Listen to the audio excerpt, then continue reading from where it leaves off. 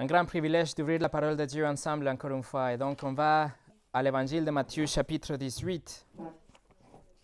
L'évangile de Matthieu, chapitre 18. Et comme vous le savez, nous avons commencé cette nouvelle saison de prédication en direct au présentiel en examinant une leçon sur le pardon qui se trouve à la fin de Matthieu, chapitre 18, qui constitue une conversation entre Jésus et les disciples.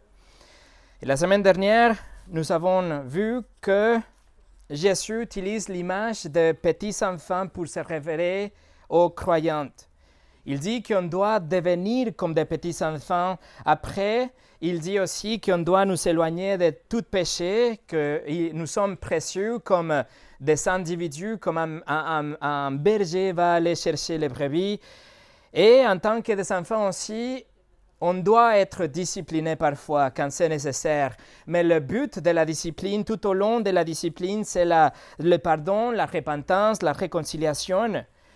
Et donc l'idée de pardon reste dans l'esprit de Pierre, en vue que l'enseignement de Jésus était vraiment caractérisé par des enseignements constants par rapport au pardon. Et encore une fois, il vient de le dire, et donc le pensée de Pierre est OK, mais combien de fois? Quelle est la mesure du pardon? Nous avons vu la semaine passée que Pierre veut mettre une mesure au pardon. Il doit avoir quelque part une limite pour le pardon. On doit compter les offenses, on doit garder un registre de toute infraction, on doit déterminer le point de rupture, la fin du chemin. C'est ce que Pierre a dans l'esprit. Il veut savoir s'il y a un point où nous pouvons nous venger. Est-ce qu'il y a une offense dans laquelle nous pouvons couper une relation? Y a-t-il un mal que nous pouvons ne pas couvrir avec le budget que nous avons de pardon? Et donc, Jésus répond, il explique tout simplement que le pardon est sans limite. Même si la même personne pêche contre vous 7 fois par jour pendant un an, dans 365 jours, vous savez pardonner cette personne ou vous êtes censé pardonner la personne 2555 fois à la même personne, plus les autres. Et on parle d'un pardon parfait, un pardon total de toute offense. Alors oui, on a dit que le standard est vraiment élevé. Néanmoins, c'est la volonté de celui que nous appelons notre Seigneur. Et c'est la caractéristique de ses enfants et les caractéristiques de notre Maître aussi. Le pardon doit être sans limite. Le pardon doit être offert immédiatement, sur place, sans réserve, sans trace. Et même si l'autre partie ne demande pas le pardon, on doit pardonner, c'est notre responsabilité, particulièrement les offenses insignifiantes, les fautes qui sont produites d'une immaturité ou une irresponsabilité, un manque de maîtrise de soi, un égoïsme ou ignorance, un manque de sagesse, etc. Toutes ces choses, on doit les pardonner à l'instant parce que nous sommes comme des enfants et on doit pardonner comme des enfants dans le contexte de Matthieu chapitre 18. On a vu que le pardon n'est pas une transaction, mais plutôt une décision.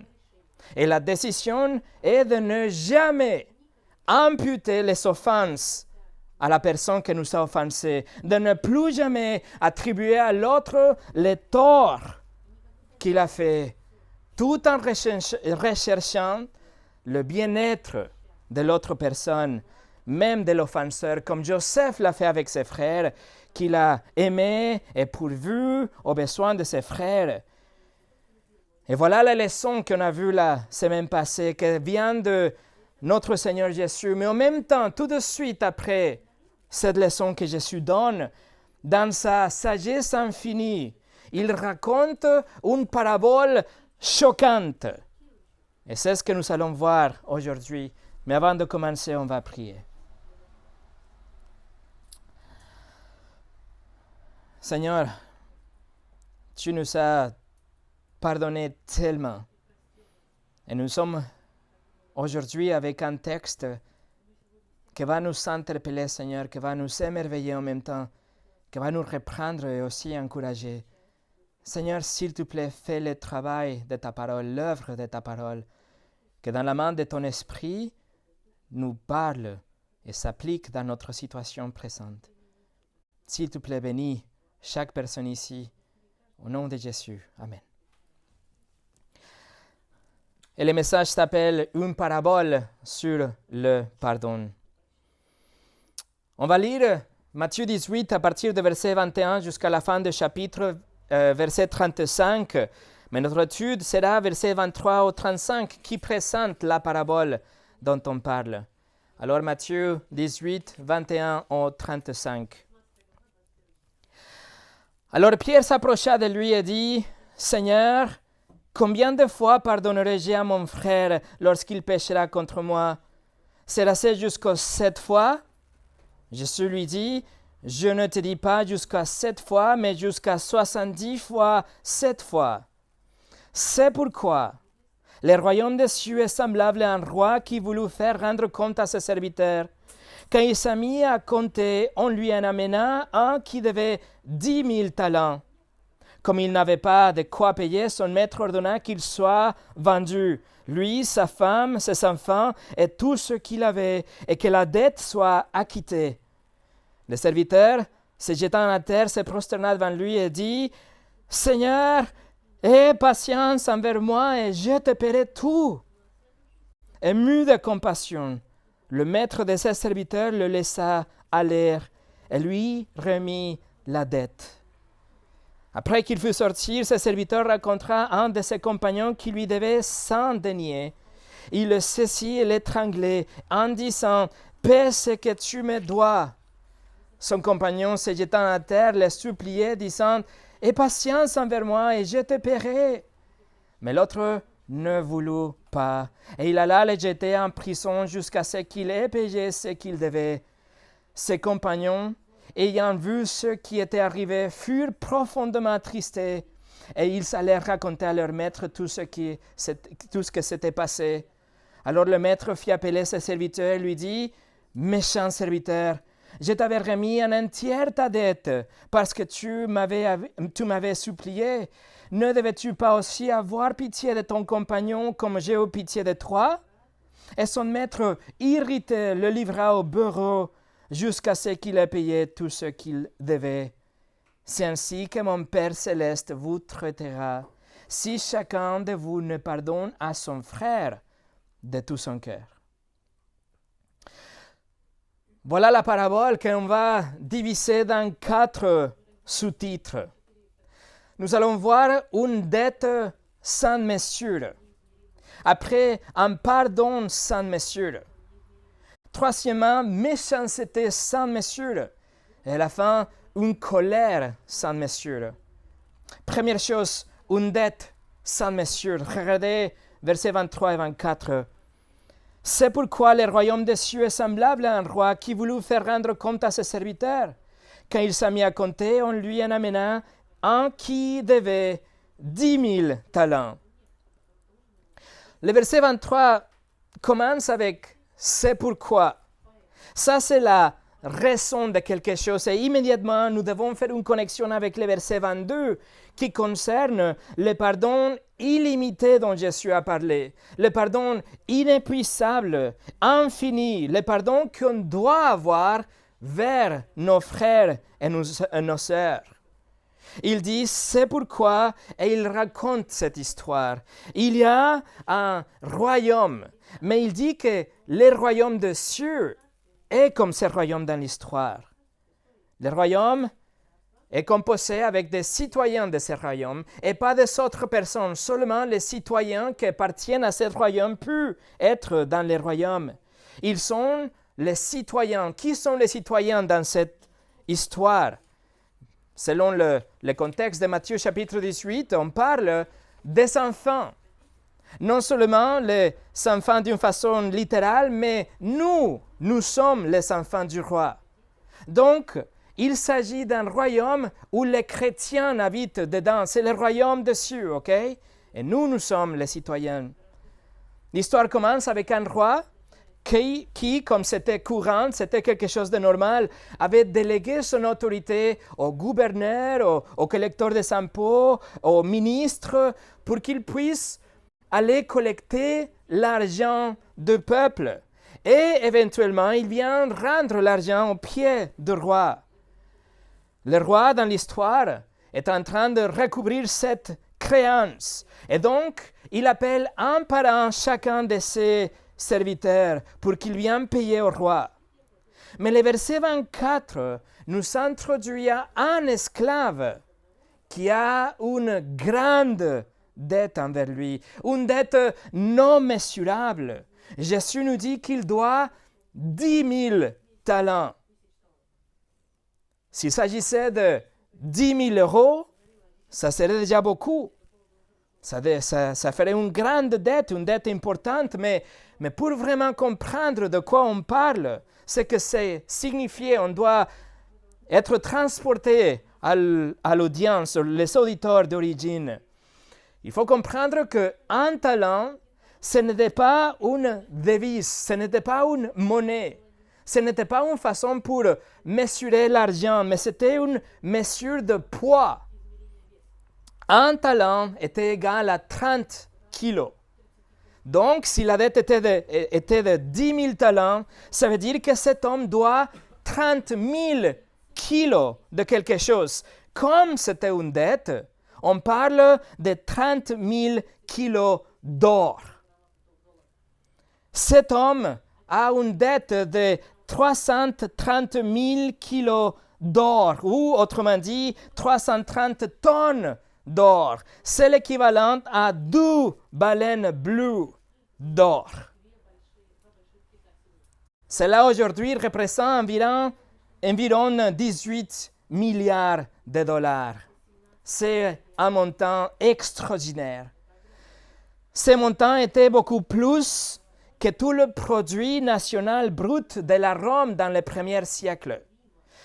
Des documents historiques nous montrent que les revenus du roi de l'Empire romain étaient de 900 talents par an. Et cet homme doit 10 000.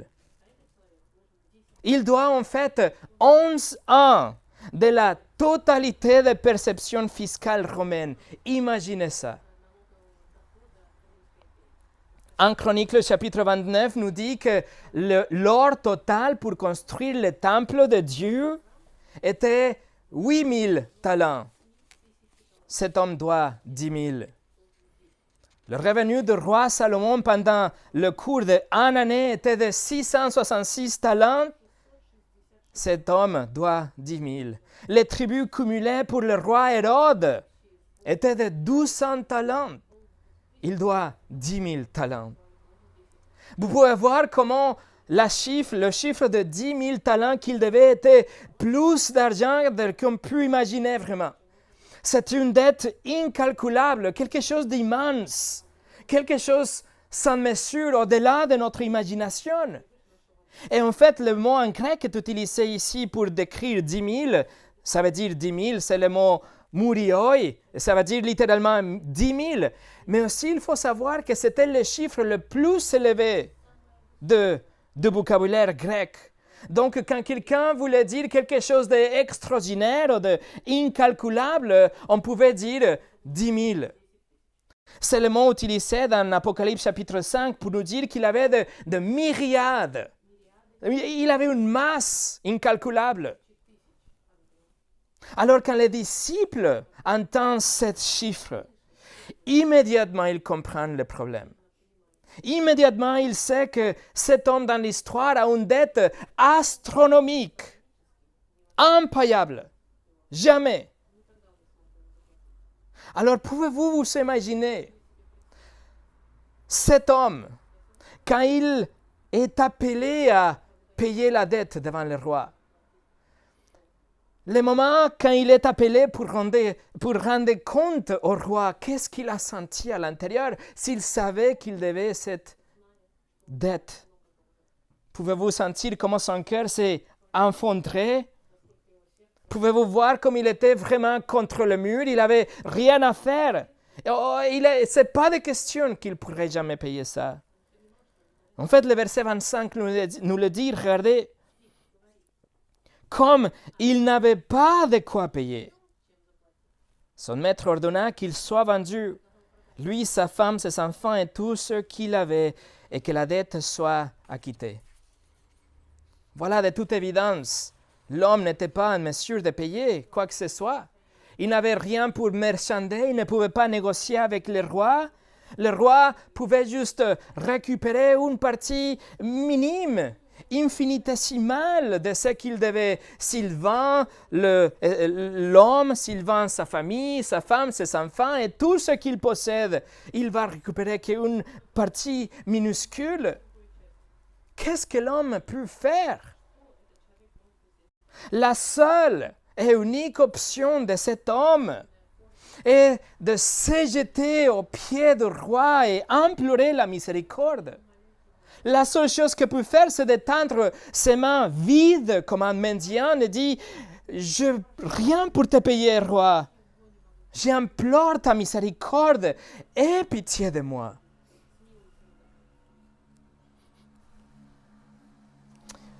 C'est une dette sans mesure. Numéro 2, un pardon sans mesure. Verset 26. Le serviteur se jeta en terre, se prosterna devant lui et dit, « Seigneur, aie patience envers moi, et je te paierai tout. » Alors l'homme comprend son grand problème. Et il tombe devant le roi, il est désespéré, et il reconnaît sa situation extrême, il n'a rien à faire, il ne peut pas payer. La seule option qu'il a est de se humilier devant le roi et dans le désespoir, demander de temps. Il demande juste, je vais te payer, je vais soit juste de temps, sois patiente avec moi. Mais en vérité, l'homme n'a aucune chance pour rembourser une telle dette. Mais comment le roi peut être patient? Il ne pourrait jamais payer une dette comme ça.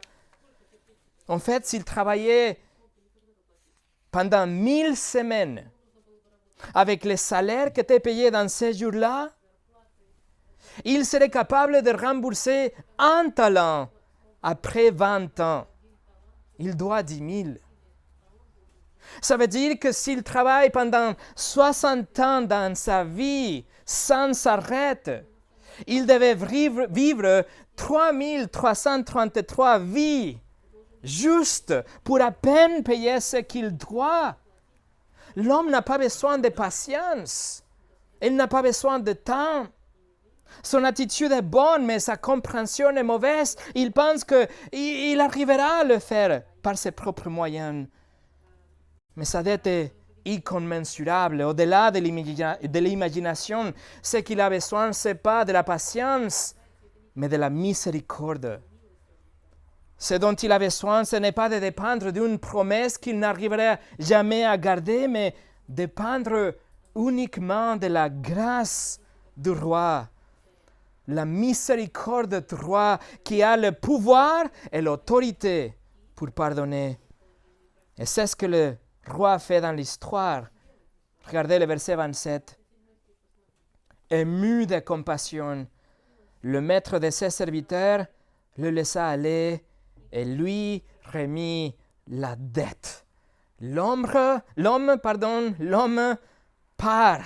Il rentre chez lui libre. Il est rentré avec un fardeau, un poids de 2 baleines bleues. Et il part comme une plume, libre. L'homme a humblement demandé du temps, mais le roi a généreusement donné la liberté. L'homme a promis de rembourser la dette, mais le roi a dit avec bienveillance, oublie ça, laisse tomber. Et c'est très intéressant que dans tout le Nouveau Testament, seulement ici, à la fin du verset 27, on trouve le mot en grec que ça veut dire un prêtre.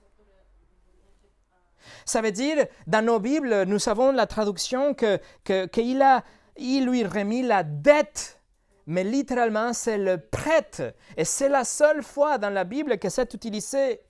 Ce que ça veut dire, c'est que le roi a gracieusement, si vous voulez, a pris cette dette comme si c'était à lui et qu'il avait prêté, et donc il avait décidé de juste donner. La dette est devenue un prêt et le prêt était pardonné complètement. Mais quelle histoire étonnante! Les disciples, même nous, on doit être émerveillés et même choqués par la générosité et la gentillesse de ce roi. Le roi a librement et d'une façon magnanime relâché cet homme de sa dette. Chaque centime, chaque milligramme d'or oublié. Une dette non mensurable et un pardon non mensurable. Et mes amis, ça c'est l'image de chaque personne dans cette pièce. Nous ne méritons le pardon, au contraire, nous avons gagné la condamnation. Le salaire de notre vie est la condamnation éternelle. Romains 6, 23 nous dit, le salaire du péché, c'est la mort. La mort, c'est que nous avons acquis, nous avons gagné, c'est notre salaire pour notre vie de péché, notre nature pécheresse, nos innombrables crimes, offenses contre notre roi. Non seulement ça, mais chaque fois que nous avons menti, chaque fois que nous avons convoité, qu'on a été égoïste, qu'on a regardé quelqu'un avec des désirs, nous avons accumulé la colère qui sera révélée au jugement. Nous nous sommes révélés contre Dieu et contre sa parole et nous sommes condamnés par nos propres péchés. Notre dette, mes amis, est 10 fois plus grande que la dette de l'homme de l'histoire. Notre dette va d'ici jusqu'au soleil et revient, mais 10 000 fois. C'est certain que si nous ne trouvons pas la miséricorde de Dieu, une éternité de tourmente nous attend en enfer. Et qu'est-ce qu'on a fait? Qu'est-ce qu'on peut faire? Nous nous jetons aux pieds du roi et nous implorons sa miséricorde. Et on vient vers lui et on dit, Roi, notre Dieu, je ne serai jamais capable. Je ne serai jamais capable de rembourser cette dette. Alors, s'il te plaît, pardonne-moi. Je dépends de ta miséricorde. Absolue-moi, libère-moi, aie pitié de moi, enlève ce poids de moi, donne-moi la liberté. Et par la grâce, parce qu'il est riche en miséricorde, il nous donne une clémence imméritée.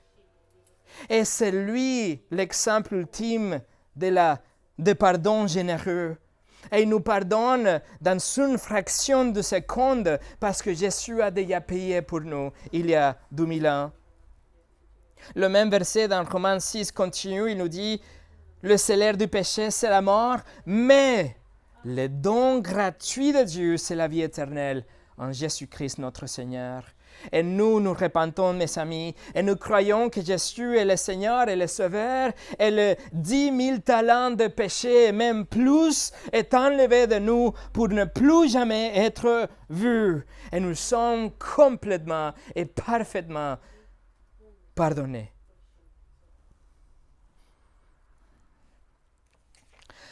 Regardez Tite, chapitre 3.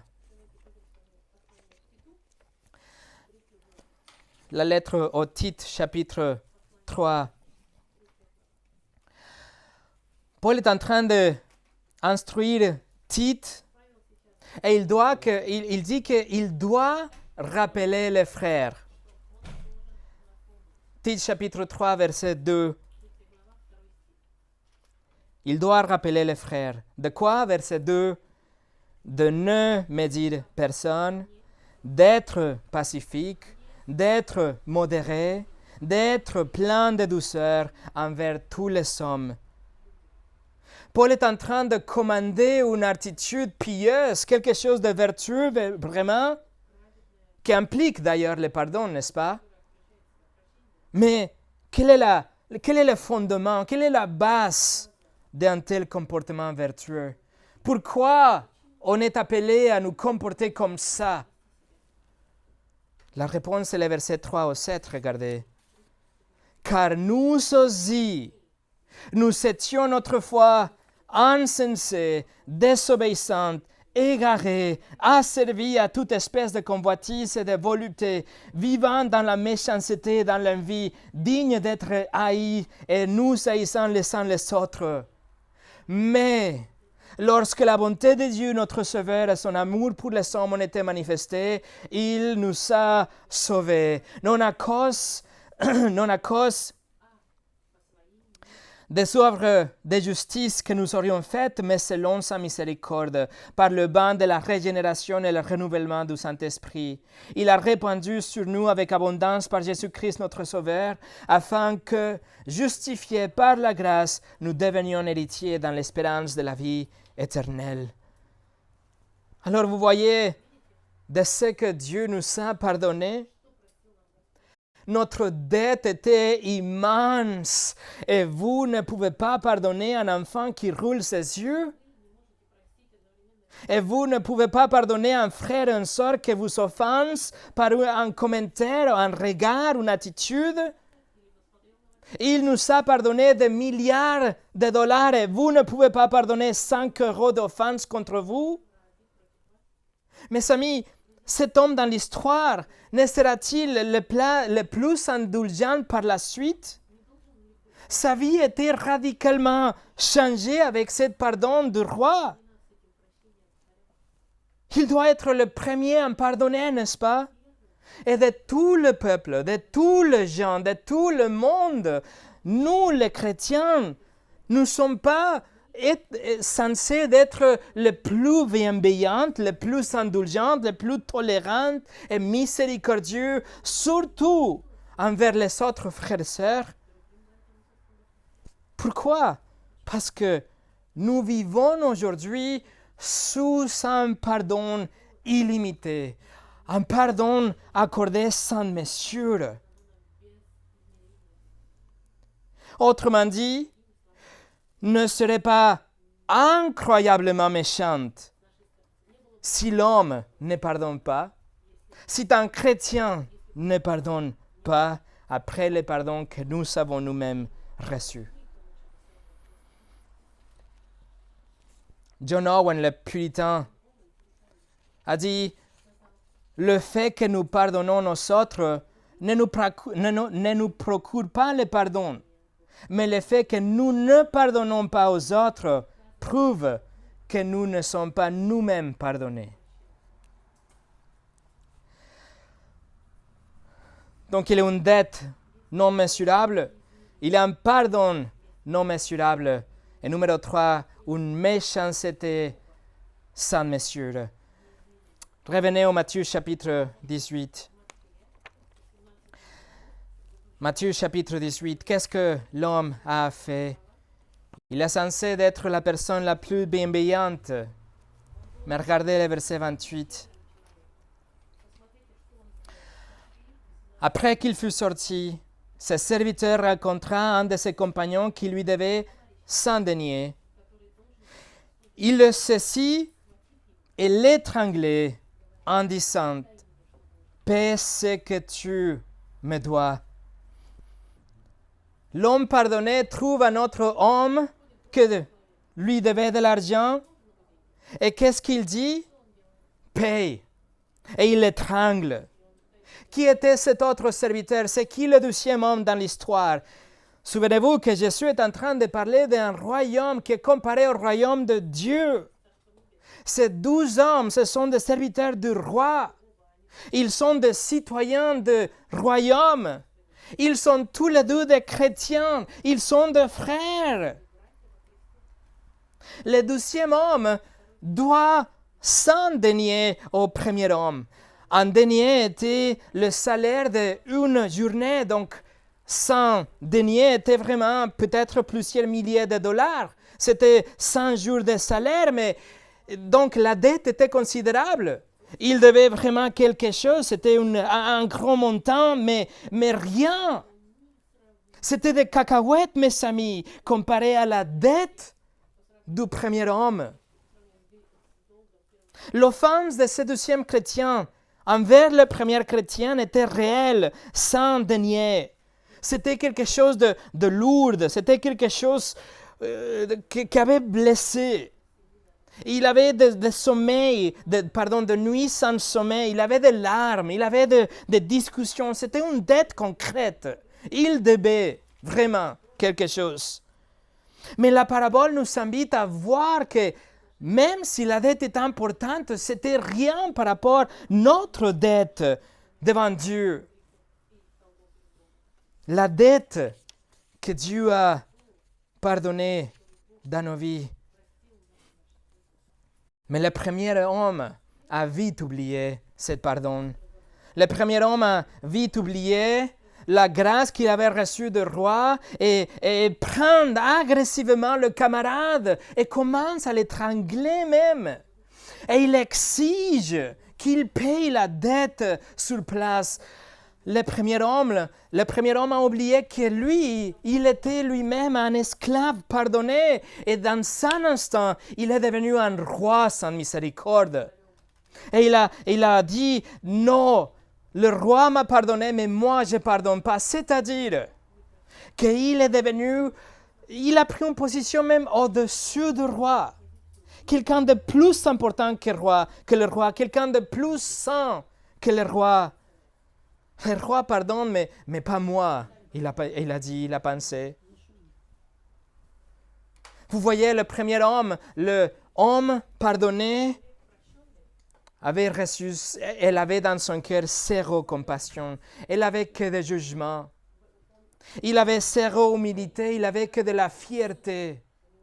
Il avait zéro pardon, il avait que de la vengeance. Il avait zéro amour, il avait que de l'agression et même l'agression physique. Il avait zéro réconciliation dans son cœur, il avait que de la séparation.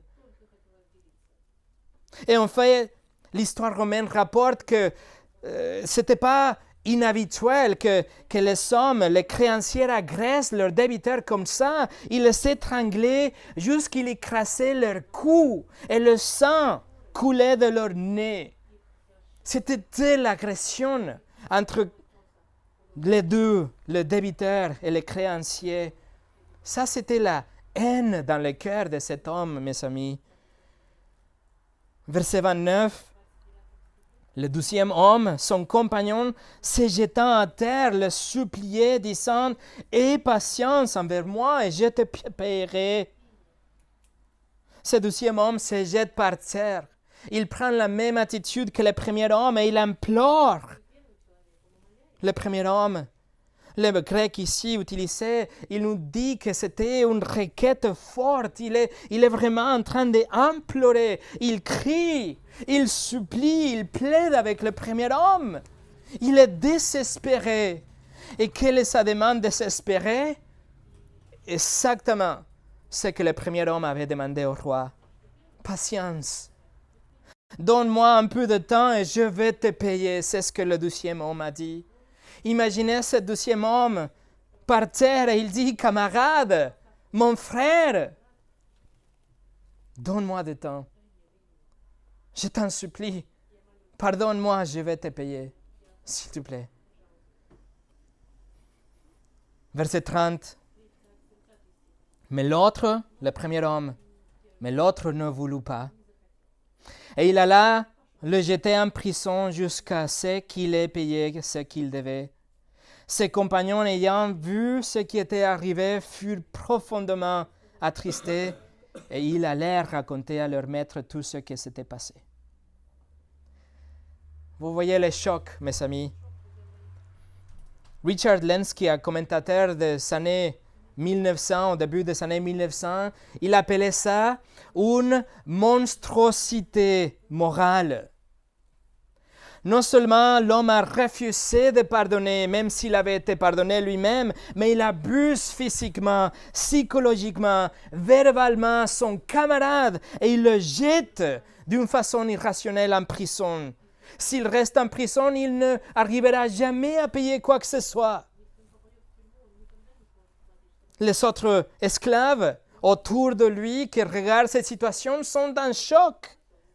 Il doit être un choc. Et nous, on doit être choqués aussi avec cette histoire imaginaire qui représente aussi bien nos vies. C'est une réalité triste. C'est ainsi comme nous traitons parfois les uns les autres. Les autres esclaves, les autres serviteurs du roi, c'est-à-dire des autres chrétiens. Ils regardent ça et ils sont profondément attristés. Matthieu écrit profondément attristé aussi dans Matthieu chapitre 17. Lorsque Jésus avait annoncé qu'il sera tué, les disciples ont été profondément attristés. Vous voyez le chagrin. Vous voyez la tristesse. Les chrétiens autour qui regardent ces situations sont vraiment affligés. Pourquoi? Parce qu'ils ne peuvent pas comprendre. Ils ne peuvent pas croire pourquoi cet homme est en train de se comporter comme ça. S'il avait reçu un pardon sans mesure, pourquoi il ne peut pas pardonner ce que l'autre homme le doit? Ils sont en choc, ils sont affligés, pas pour le 12e homme, mais ils sont tristes par rapport au cœur endurci du premier homme. Comment il est dans une rébellion tellement forte et profonde? Pourquoi il a pris cette attitude qui causera de dissensions et de divisions et que salira le nom de ce royaume et le nom de ce roi devant un monde qui est en train de regarder pour critiquer? Et donc, avec un cœur brisé, les autres esclaves, ils vont parler au roi. Ils vont dire la méchanceté sans mesure de ce premier homme. Numéro 4. Une colère sans mesure. Versets 32 et 33. Alors le maître fit appeler ses serviteurs et lui dit, « Méchant serviteur, je t'avais remis en entière ta dette parce que tu m'en avais supplié. Ne devais-tu pas aussi avoir pitié de ton compagnon comme j'ai eu pitié de toi? » Le premier homme se trouve pour une 2e fois devant le roi, mais cette fois-ci, ce n'est pas pour trouver la grâce du roi, mais le roi lui appelle méchant serviteur. Mais il faut comprendre la signification littérale derrière le mot méchant. Ça veut dire moralement sans valeur. Quelqu'un de dégénéré, quelqu'un de vicieux. C'est comme ça que le roi regarde à ceux qui n'arrivent pas à pardonner comme il a été pardonné, comme il a pardonné plutôt. L'homme était en train d'agir dans le péché parce qu'il ne pardonnait pas, mais c'était un double péché parce que c'était un péché contre un chrétien. Et c'était quelqu'un qui avait déjà reçu un pardon illimité. Et c'est ce que le roi explique. Dans le verset 32, il dit « Je t'avais remis en entière ta dette. » Verset 33, « Ne devais-tu pas aussi faire pitié ?» Et mes amis, ça c'est le point de la parabole. Ça c'est la leçon de la parabole. Comprenez votre dette massive. Comprenez votre péché colossal. Et comment Dieu vous a complètement pardonné. Et maintenant, allez et faites le même avec votre frère et votre sœur. Ça, c'est la réponse à la question de Pierre dans le verset 21. Combien de fois dois-je pardonner? Réponse, les fois, la qualité, la mesure dans laquelle tu as été pardonné par Dieu. On a lu la semaine dernière, Ephésiens 4, verset 32. Paul écrit, « Soyez bons les uns envers les autres, compatissant, vous pardonnant réciproquement, comme Dieu vous a pardonné en Christ. » Comme, c'est la conjonction kathos, que ça veut dire que ce qu'on trouve d'un côté, on le trouve de l'autre côté avec la même intensité. Alors, vous pardonnant réciproquement, exactement comme, dans la même intensité, dans la même mesure comme Dieu vous a pardonné en Christ. Et la question est, mais comment il nous a pardonné? Comment le Dieu a pardonné à cet homme? Écoutez, le roi a fermé le dossier de cet homme. Ensuite, il a déchiré le dossier de cet homme. Ensuite, il a brûlé les morceaux qui restaient. Ensuite, il a mis les cendres dans une boîte et il a envoyé la boîte dans une comète et la comète est allée dans un trou noir à des millions d'années-lumière. La dette de cet homme ne va plus jamais être bue. Il ne va jamais parler à personne de ça. Il ne gardera pas un registre. Il n'y même pensera pas. C'est comme ça que Dieu nous a pardonné. Votre péché d'il y a 20 ans, il ne viendra jamais à vous chercher aujourd'hui. Au contraire, non seulement il pardonne comme ça et il relâche la dette, mais il vous poursuit d'une façon avec amour, avec bonté. Et il vous bénit, et il marche avec vous, et il s'occupe de vous. C'est comme ça que Dieu vous traite aujourd'hui. Mes amis, vous le ferez. Allez-vous pardonner comme Dieu vous a pardonné en Christ? Le roi dans l'histoire montre son indignation. L'homme a reçu la miséricorde avec joie, mais n'a fait pas aucune preuve de gentillesse avec son compagnon.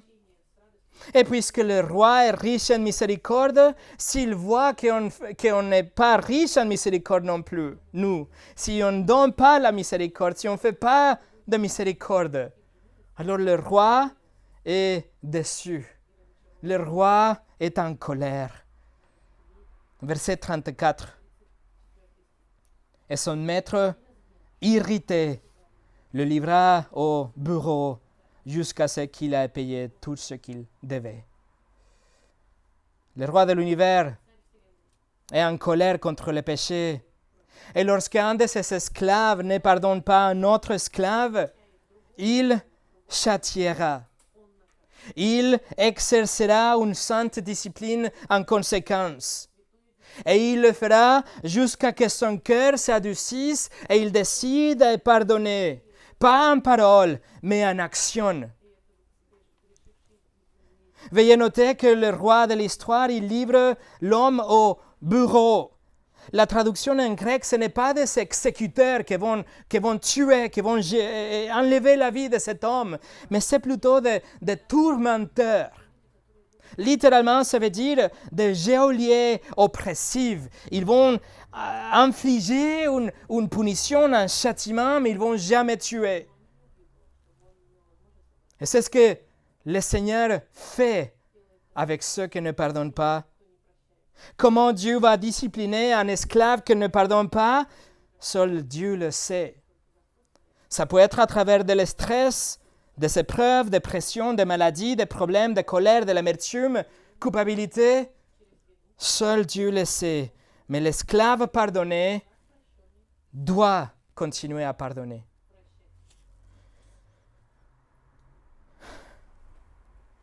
Et la parabole se termine là. On se retrouve avec le frère qui refuse de pardonner et il est soumis au châtiment jusqu'à qu'il revienne à la raison. Et Jésus arrête l'illustration, et écoutez bien, et il parle maintenant d'une façon solennelle.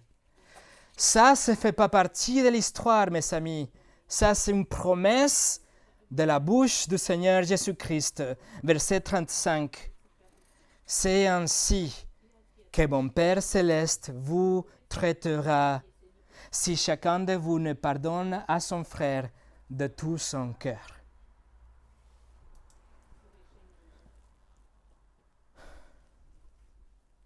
Ça ne fait pas partie de l'histoire. Vous avez une promesse du Seigneur ici.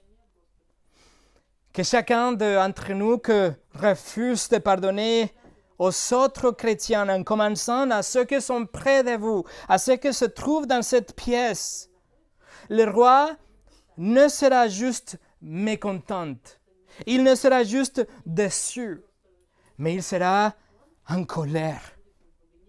Il sera en colère à cause de votre manque de pardon. Cela signifie-t-il que nous perdons notre salut? Absolument pas.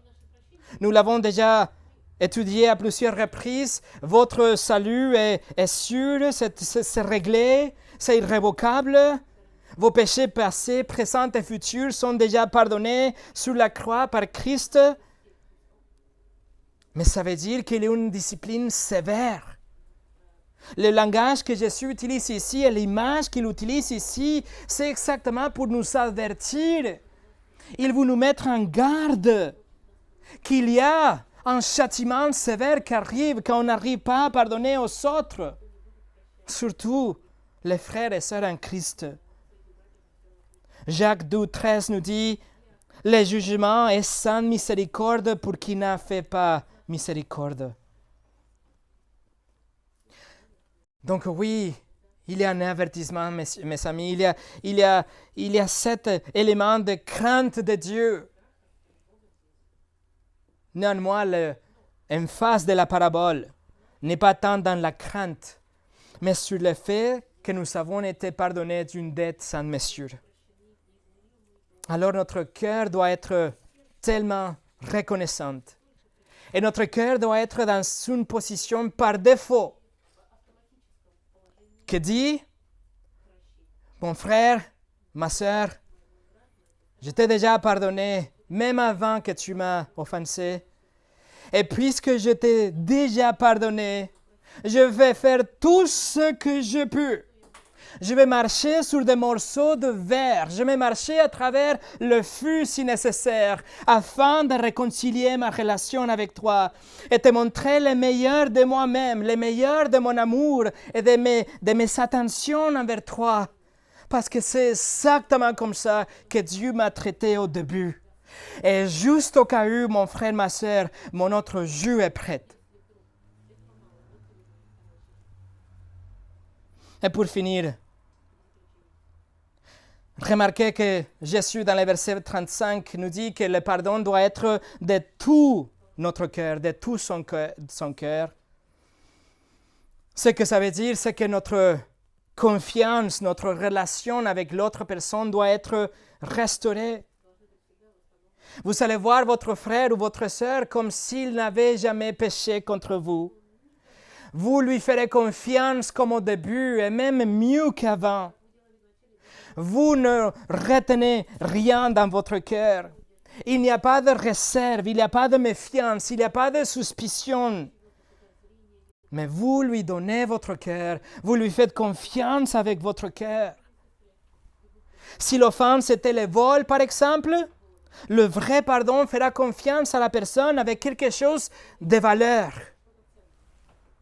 Si l'offense était, par exemple, quelque chose qui était une conséquence de la irresponsabilité de l'autre personne, alors le vrai pardon fera confiance avec une activité importante, une responsabilité importante à l'autre personne.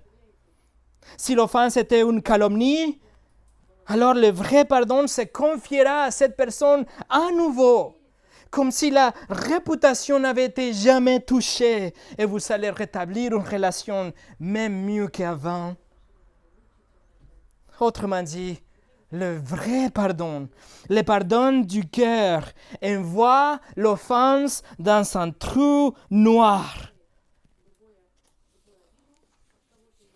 Le vrai pardon ne verra jamais l'offense encore une fois, ne sera jamais touché. Et la relation redémarre à nouveau. Vous allez montrer un amour, une consolation, une relation comme avant et même plus. 2 Corinthiens chapitre 2 versets 7 et 8 nous dit, en parlant de pardon, en parlant de quelqu'un qui vous offense, Paul écrit, vous devez bien plutôt lui pardonner et le consoler, de peur qu'il ne soit accablé par une tristesse excessive. Je vous exhorte donc à faire acte de charité envers lui. Alors vous voyez, les chrétiens nous pardonnons, mais ce n'est pas juste seulement de dire « je te pardonne » ou de demander pardon, mais on réconforte. On va plus loin. On réaffirme notre amour pour l'autre personne. On rétablit la relation comme avant. Ce n'est pas seulement les mots, mes amis, c'est une décision qui passe à l'action d'une façon proactive. Et d'une façon surnaturelle, dynamisée par le Saint-Esprit, notre désir, c'est de ne pas être comme l'homme le premier homme dans l'histoire. Nous ne voulons pas garder de ressentiment. Nous ne voulons pas être rancuniers. Nous ne voulons pas garder une distance ou ne plus faire confiance. Mais on doit aller chercher à l'offenseur comme Dieu nous a cherchés, comme Dieu nous bénit aujourd'hui et il a rétabli une relation parfaite avec nous, même si on était et on est toujours des pécheurs et des rebelles.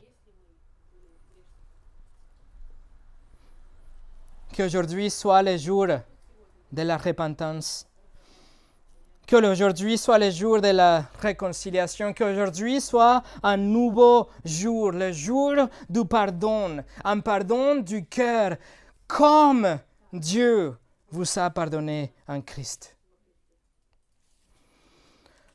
Prions.